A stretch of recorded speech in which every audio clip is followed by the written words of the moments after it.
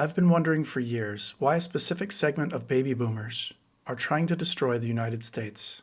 So I decided to do some research on right-wing baby boomers to understand what's actually going on here. In 1976, journalist and cultural critic Tom Wolfe published an essay in New York Magazine called The Me Decade. Wolfe had been watching something shift in American culture for years.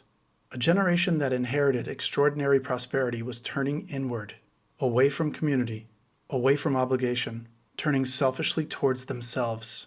Wolfe thought he was describing the 1970s. He was not. He was describing the next 50 years of America. They inherited the strongest economy in the world and gutted it. They inherited functioning institutions and hollowed them out. They inherited a democracy and are now watching it collapse while arguing about their stock portfolios. Now, I'm not talking about all baby boomers, just the ones who followed a very specific psychological path, from individualism to narcissism to isolation to authoritarianism. And that path has a research trail going back 50 years. Here are the 4 psychological reasons right-wing baby boomers are destroying the country they inherited. 1. The Me Decade. For most of human history, people lived by one rule above everything else. You owe something to the people around you. Duty to family, duty to community, duty to the generation that will come after you. A social contract that kept you connected to your community, and your community connected to you. If someone in that community fell out of line, the community as a whole would step up and correct the issue. Then something changed. Psychologist Harry Triandis, at the University of Illinois, spent decades studying the difference between cultures built around individual fulfillment and cultures built around collective responsibility. He found that individualism increases. Obligation to others decreases at exactly the same rate. He called this individualism-collectivism dimension, is the degree to which a culture prioritizes personal goals and self-fulfillment over the needs and obligations of the group or community. Find yourself. Follow your dreams. Do what makes you happy. These were not just slogans. They were cultural instructions to an entire generation to put themselves first. Not to their community, not to their country, and definitely not to others around them. Boomers flocked to these ideas, to treat personal fulfillment as the highest value, to see obligation to others as optional. The generation that was told the self comes first built a country that reflected exactly that, and everyone who comes after them is living in it. 2. The narcissism epidemic. Once a culture teaches people the self is the priority, it does not stop there. It teaches them the self is everything, that being selfish is okay, that others are disposable. Psychologist Jean Twenge at San Diego State University and Keith Campbell at the University of Georgia spent years tracking narcissism scores across American generations.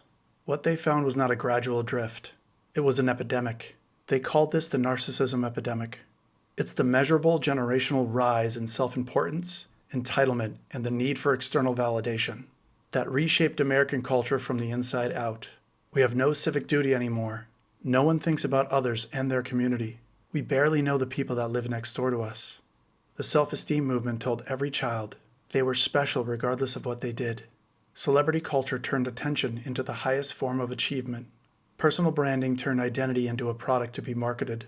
Social media turned every ordinary moment into a performance for an audience.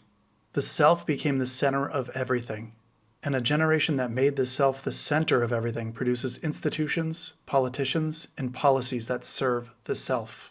Everyone else pays the bill. We are a country built by narcissistic right-wing boomers who think it's all about them. They pass this down to the next generation, and technology is making it worse. 3. The collapse of social capital. While individualism was rising, something else was disappearing: community.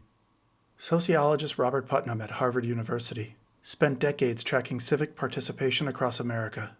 What he found was a collapse that ran parallel to the rise of individualism with almost mathematical precision. Putnam called this the decline of social capital. Social capital is the networks, norms, and trust that allows communities to function and people to act collectively on behalf of something larger than themselves. Church attendance dropped. Bowling leagues dissolved. Local organizations emptied out. Neighbors stopped knowing each other's names. An entire infrastructure of community that took generations to build disappeared in 30 years. Not because people were forced out of these communities, but because they chose themselves over everything else. When you stop showing up for your community stops existing. Boomers stopped showing up and called it freedom. And the generation that inherited their absence is still paying for it. 4. The desire for an authoritarian. Here's where 50 years of individualism produces its most dangerous result. People who lose community and meaning do not stay empty. They find something to fill that void, and what fills that emptiness is rarely good.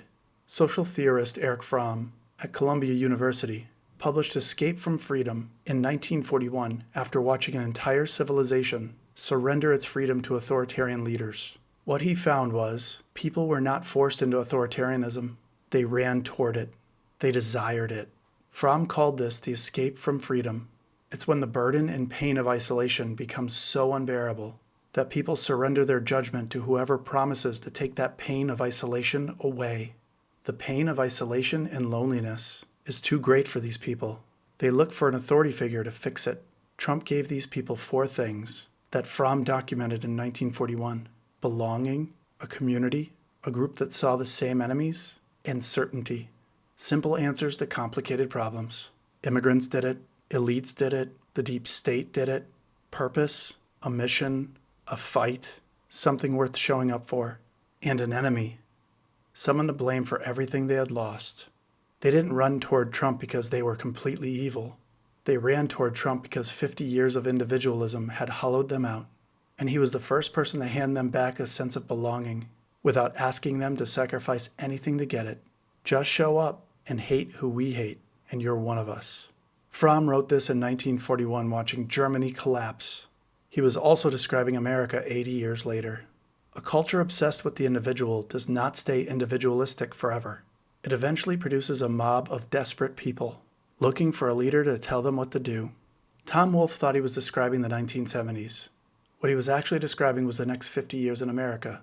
The individualism that started as liberation became selfishness. The selfishness became narcissism. The narcissism destroyed our community. And the destroyed community built the exact conditions every authoritarian movement in history needed to survive. For the right-wing boomers who recognize themselves in this, the debt exists whether you acknowledge it or not. You did this and are currently doing this. Time to wake up. For the rest of us, we are living in a country where right-wing boomers stop caring about anyone but themselves, and the authoritarian they ran toward to solve all their loneliness problems is now running our country into the ground.